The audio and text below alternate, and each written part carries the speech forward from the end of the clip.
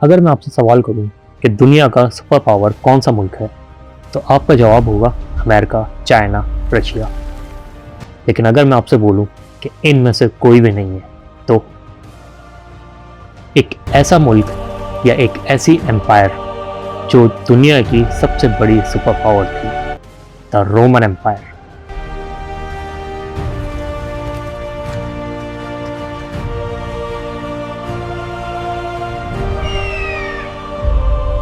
सोचिए, एक दिन आप सुबह उठते हैं, अपना पासपोर्ट देखते हैं, लेकिन उस पर पाकिस्तान, अमेरिका, जर्मनी या इटली नहीं लिखा, उस पर लिखा है एक ऐसा नाम, द रोमन एम्पायर।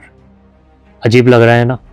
लेकिन एक वक्त ऐसा भी था जब रोमन एम्पायर इतना ताकतवर था कि लोग समझते थे इसे कोई भी हरा नहीं सकता। लेकिन फिर हिस्ट्री ने एक ऐसा मोड़ लिया जिसने पूरी दुनिया बदल दी। अब सोचिए, क्या होता अगर रोमन एम्पायर कभी गिरता ही ना? क्या आज दुनिया में सिर्फ एक सुपर पावर होती? क्या हम सब लैटिन बोल रहे होते? और सबसे हैरान कर देने वाली बात, क्या मॉडर्न दुनिया 500 साल ज्यादा एडवांस्ड होती? चलिए इस ऑल्टरनेट हिस्ट्री का सफर शुरू करते हैं। लेकिन याद रहे, ये एक व्हाट इफ सिनेरियो है। हम हिस्ट्री को बदल कर इमेजिन कर रहे हैं कि अगर रोमन एम्पायर कभी कोलैप्स ना करता तो दुनिया कैसी होती। रोमन एम्पायर सिर्फ एक मुल्क नहीं था, ये उस जमाने का सुपर पावर था। इसकी सरहदें ब्रिटेन से लेकर मिडिल ईस्ट और नॉर्थ अफ्रीका तक फैली हुई थी। हर तरफ रोमन रोड्स, रोमन सोल्जर्स थे। लेकिन 476 AD में वेस्टर्न रोमन एम्पायर कोलैप्स कर गया और यूरोप छोटे छोटे किंगडम्स में तकसीम हो गया। लेकिन अगर ऐसा कभी होता ही ना, सोचिए, रोमन एम्पायर अपनी फौज को और मजबूत बना लेता, करप्शन पर काबू पा लेता और अपने दुश्मन कबाइल को हरा देता। फिर क्या होता? सबसे पहला असर, यूरोप कभी टुकड़ों में तकसीम ना होता। शायद फ्रांस, जर्मनी, स्पेन और इटली अलग अलग मुल्क ही ना होते। एक ही एम्पायर होता, एक ही हुकूमत और मुमकिन है एक ही करेंसी। अब ज़रा ज़बान के बारे में सोचिए। आज इंग्लिश दुनिया की सबसे ज़्यादा बोली जाने वाली लैंग्वेज है।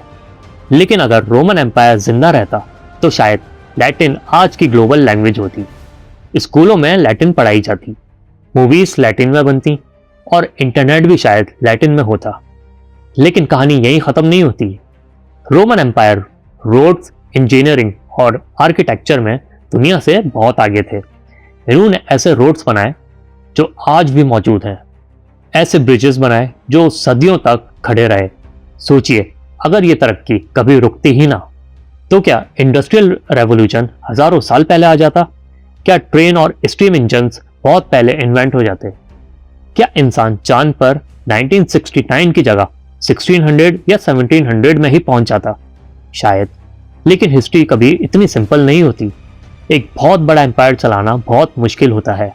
जितना बड़ा एम्पायर, उतने ज़्यादा बगावत के चांसेस, उतनी ज़्यादा करप्शंस, उतने ज़्यादा सियासी मसाइल। यानी मुमकिन है कि रोमन एम्पायर जिंदा तो रहता, लेकिन उसे हर रोज़ नए चैलेंजेस का सामना करना पड़ता। और एक और इंटरेस्टिंग सवाल, अगर रोमन एम्पायर कभी ना गिरता तो क्या क्रिश्चियनिटी इसी तरह फैलती? क्या इस्लाम का राइज इसी तरह होता? क्या यूरोप की हिस्ट्री बिल्कुल मुख्तलिफ होती? ये वो सवालात हैं जिनका एग्जैक्ट जवाब किसी के पास नहीं।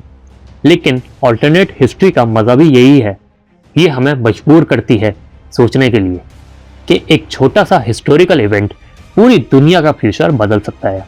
और शायद सबसे शॉकिंग बात यह है, अगर रोमन एम्पायर कभी ना गिरता तो हो सकता है आज डेमोक्रेसी का कॉन्सेप्ट भी बिल्कुल मुख्तलिफ होता। आज के मुल्क, आज की सरहदें और शायद दुनिया के कई मुल्क इसी रोमन एम्पायर के स्टेट्स होते। कभी कभी हिस्ट्री एक जंग से नहीं बदलती, कभी एक एम्पायर के गिरने से बदलती है। और रोमन एम्पायर का कोलैप्स इंसानी तारीख के सबसे बड़े टर्निंग पॉइंट्स में से एक था। तो अब मैं आपसे पूछता हूँ, अगर रोमन एम्पायर आज तक जिंदा होता तो क्या दुनिया ज़्यादा तरक्की करती या ज़्यादा कंट्रोल में होती? अपनी राय कमेंट्स में ज़रूर बताएं। और अगर आप हिस्ट्री के ऐसे ही माइंड ब्लोइंग, व्हाट इफ और हिडन हिस्ट्री वीडियोस देखना पसंद करते हैं तो चैनल को सब्सक्राइब करना मत भूलिए।